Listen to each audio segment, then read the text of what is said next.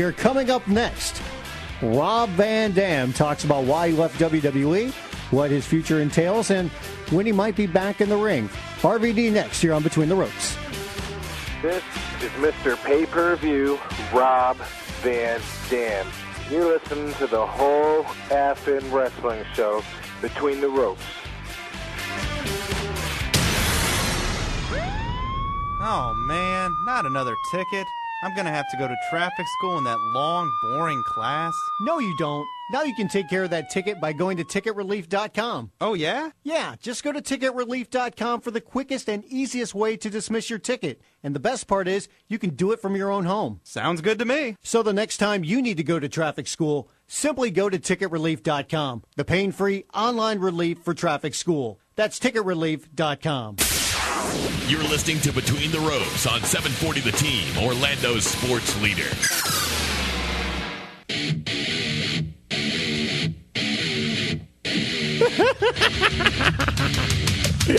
Rob, where are you?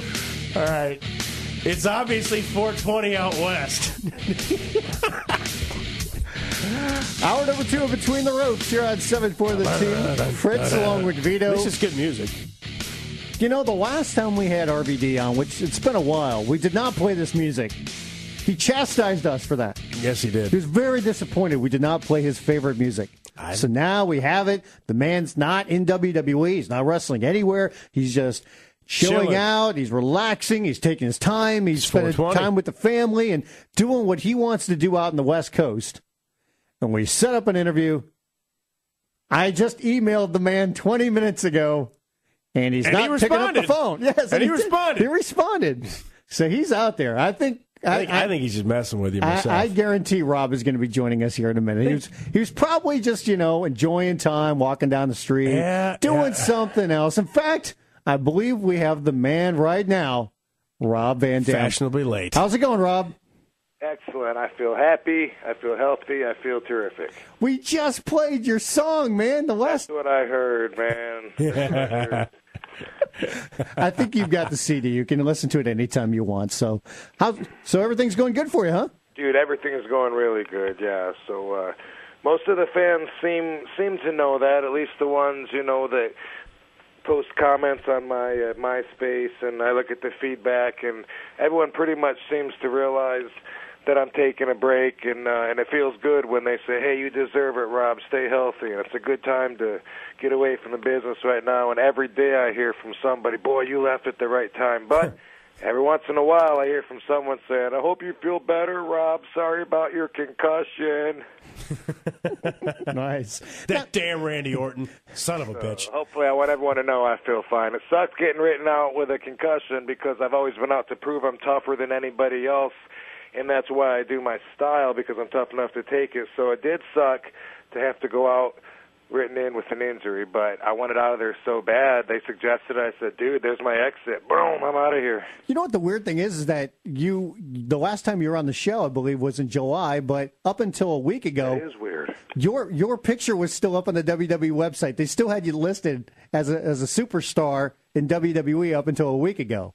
Yeah, I'm thinking maybe they've been listening to some of my interviews lately. They took it down. He's not with us anymore. Somebody finally realized that you're not an employee of the company.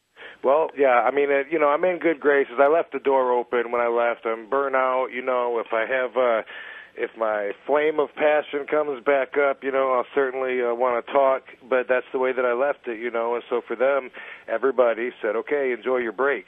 I'm like, all right. Talk to you later. You know what, though? That's cool, man, because bottom line, yeah, there's always options. You got the Indies, you got Japan, there's TNA, there's different things you can do, but wrestling's a business, and you're in business to make money, and sometimes it's nice to have the option to be able to go back where the main money is.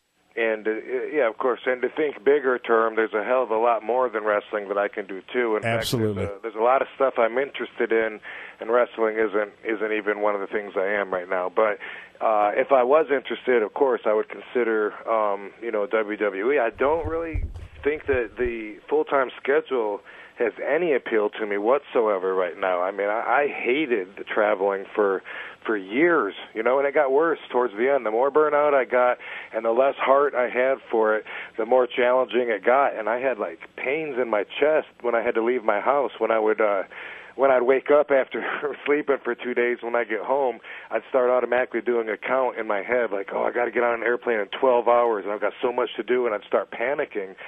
Towards the end there, I really started thinking about, you know, maybe not even getting on the plane. Several times I had to talk myself into it. It got pretty bad. See, you're a family guy, and, you know, you enjoy I love that show. That's a great show. But, I mean, you enjoy spending time with your family, but at the same time, you knew it was a job. You knew it had to go on the road. And talk about that process of, you know, you're out on the West Coast, so a lot of times it's going to be long plane rides anyway, but how many cities you're going to on a regular basis. And it's not just, you know, the bumps and the bruises from being in the ring, but it's the travel that just kills you, especially with WWE, you know, doing more international tours. That just has to put that much more of a grind in everybody, doesn't it?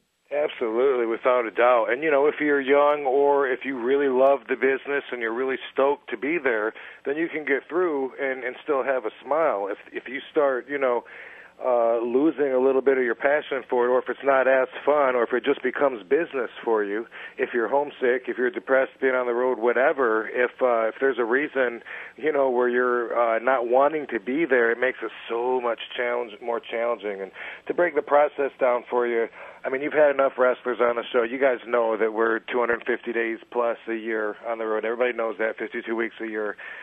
For me, being on the West Coast, every single week now for several years, there's at least 2 nights a week I don't sleep because I have to head to the East Coast for a Saturday show. Depending on what time it is, I might have to leave Friday night because there's a 3-hour time change. It's like a 5-6 hour flight. And a lot of times when I land, I have to rent a car and then drive a couple hundred miles. So if I'm catching a 6 a.m. flight anyway Saturday morning, I got to leave my house at 4:30. I don't usually go to bed 1 or 2 anyway, so forget that. I'm getting a couple hours sleep on that airplane, and then I'm starting my work week on Saturday. So there I am Saturday. Maybe I got to get a hotel for 2 hours, had to check out because I got a 300-mile drive afterwards. I can't keep the room. Saturday, Sunday, Monday, Tuesday, different towns. Maybe it's a flight every day. Maybe it's a drive. Maybe it's both. And then after the TV on Tuesday, we get out of there around midnight. I'd catch an early flight, like, say, 6 or 7 a.m. That means I got to be at the airport, you know, 5 or 6. I'm getting out at midnight from the arena. By the time I go to a Denny's or something and go back to the hotel, it's 2 a.m. Forget about sleeping that night. Head back home, get a couple hours sleep on the flight because I'm wasted, and that's really good for your neck and back to sleep sitting up with your head leaned up against some fat lady you don't know. And then get home, and it's early morning there. Like, I've been up for 2 days, but somehow it's morning, like 10 or 11 a.m. In California, you know, and that's a trip, and it was like that every single week.